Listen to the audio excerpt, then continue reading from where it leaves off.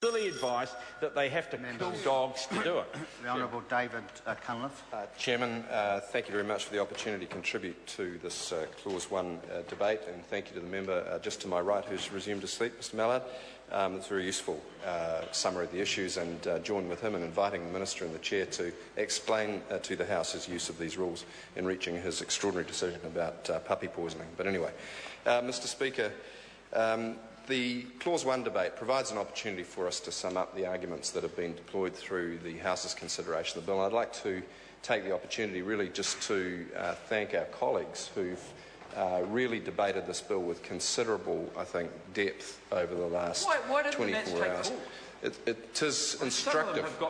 It is instructive, Mr Chairman, to note that the Labor benches are relatively full and the government's benches are relatively empty on a bill which is supposedly a government bill, but actually which has benefited, I think, quite significantly from the efforts of the Labor team to redraft it.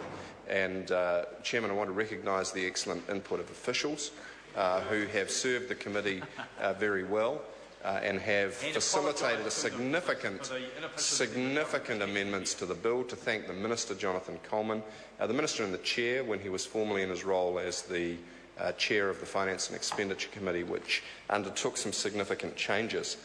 Chair, just to reiterate that when the bill was first introduced, Labor opposed it.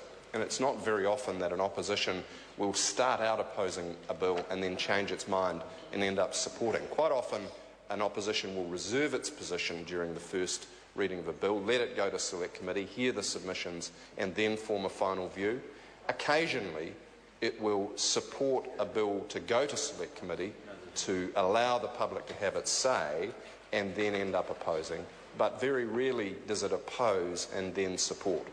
And that's what's happening today, and that is because some very significant amendments have been made that take the rough edges off the bill and allow it to better achieve the purposes which we agree with. And I'd like to just quickly touch on some of those significant amendments because they are also sources of ongoing concern. And I do want to emphasise that for our team, although we are supporting the bill, we are going to be watching its implementation very carefully to ensure that the issues that were the cause of heavy amendment in the Select Committee process actually work out the way that they're supposed to. The first of those was, of course, the redundancy provisions in the State Sector Act changes. Tough negotiations resulted in a better bill with employees' rights now better protected, but the bill as presented did present a considerable danger to redundancy provisions. The key words here are that in order for a state servant not to qualify for their full redundancy package on a situation of transfer or job change, they would have to be offered a package that was, quote, no less favourable. Not no less favourable overall or not sort of close to the current package, but no less favourable. They should not be worse off than they were before the change. That is a core principle of our support, and we will be watching very closely to see how that is interpreted.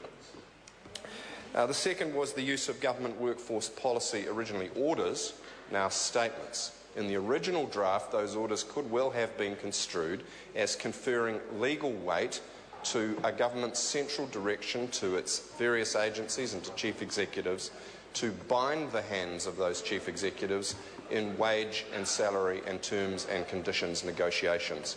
The Select Committee has turned that on its head.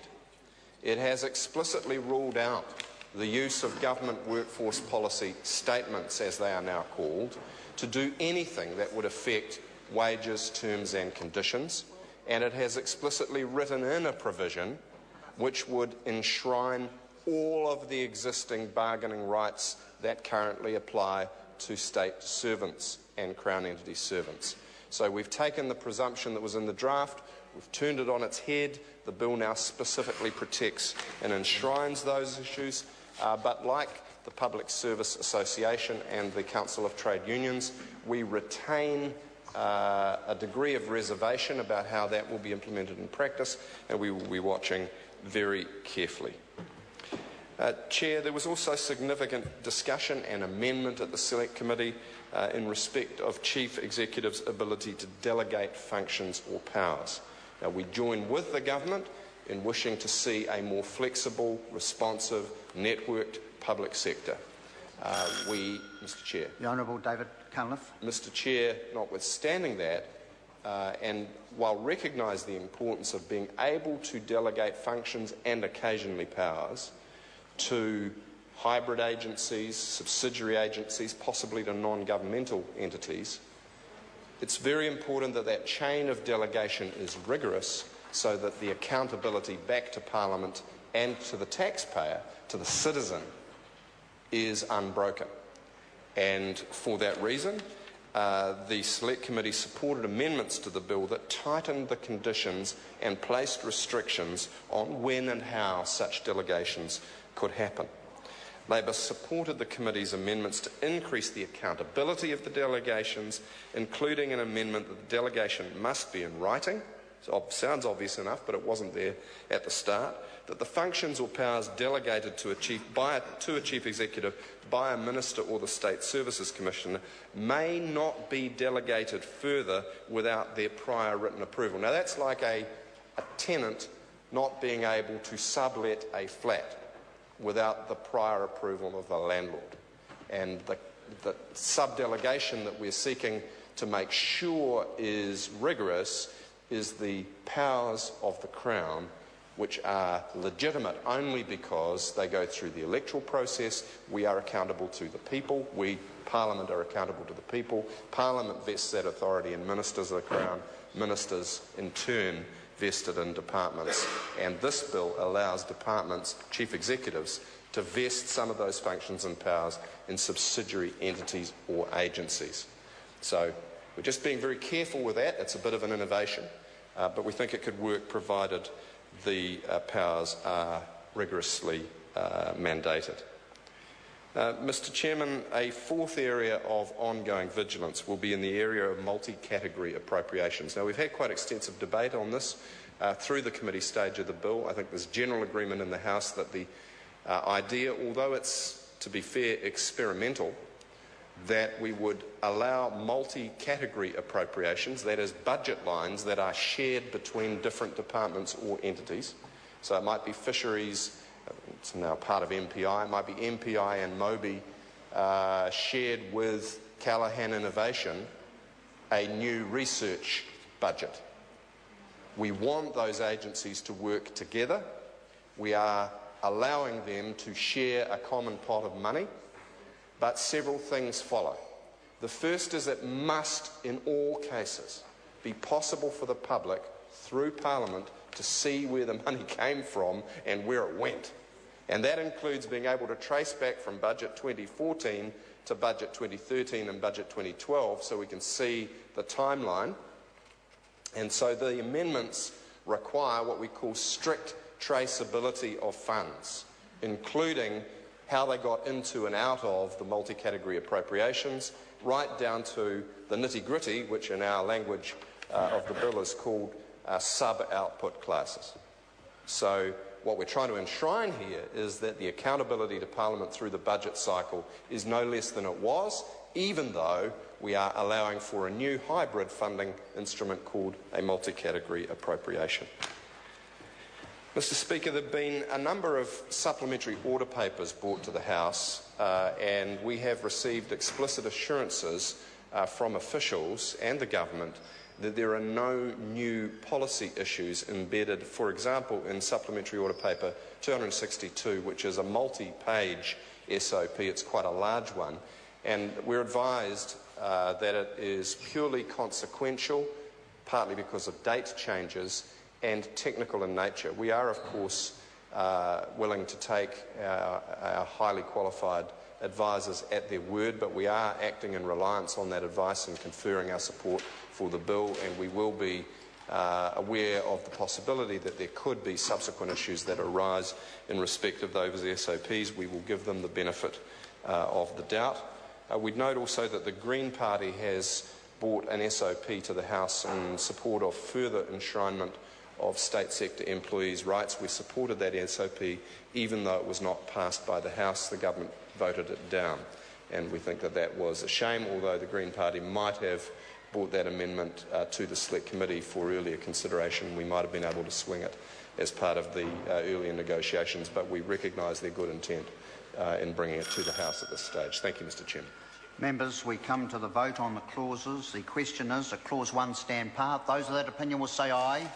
To the contrary, no. The ayes have it. We move to Clause 2, and first we have the Minister's amendments to Clause 2 as set out on SOP number 262. The question is that the Minister's amendments be agreed to. Those of that opinion will say aye. Aye. To the contrary, no. The ayes have it. Are party votes called for? I'll ask the clerk for a party vote. New Zealand National. 59 votes in favour. New Zealand Labour. 33 votes in favour. Green Party. 14 votes opposed. New Zealand First. 7 votes opposed. Maori Party. 2 votes opposed. Mana. 1 vote opposed. ACT New Zealand. 1 vote in favour. Honourable Peter Dunn. 1 vote in favour. Brendan Horan. Any other votes? Mr Chair, I apologise. May I correct the Green Party vote to 13 votes opposed? 13 opposed.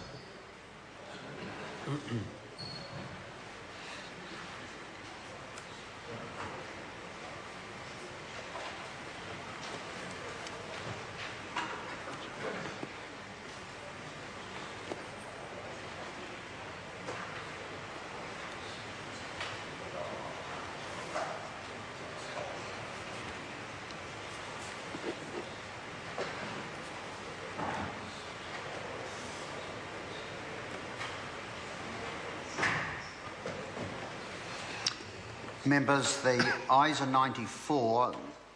The ayes are 94 and the noes are 23. The amendments are agreed to. The question is that Clause 2 is amended stand part.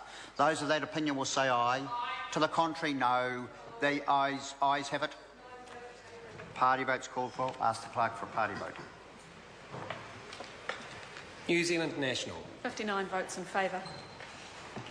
New Zealand Labour. 33 votes in favour. Green Party. 13 votes against. New Zealand First. 7 votes opposed. Maori Party. 2 votes opposed. Mana. 1 vote opposed. ACT New Zealand. 1 vote in favour. Honourable Peter Dunn. 1 vote in favour. Brendan Horan. 1 vote in support. Any other votes?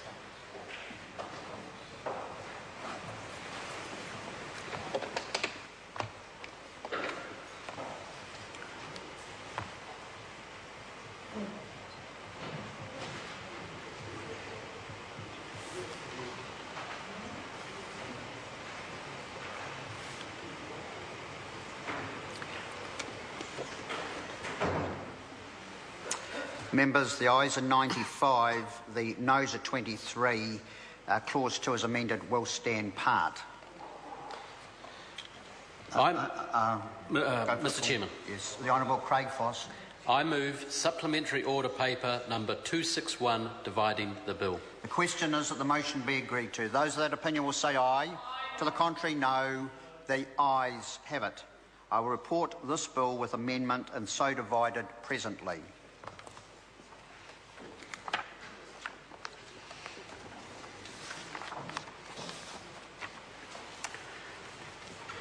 Members, we now move to the Plumbers, Gas Fitters and Rain Layers Amendment Bill.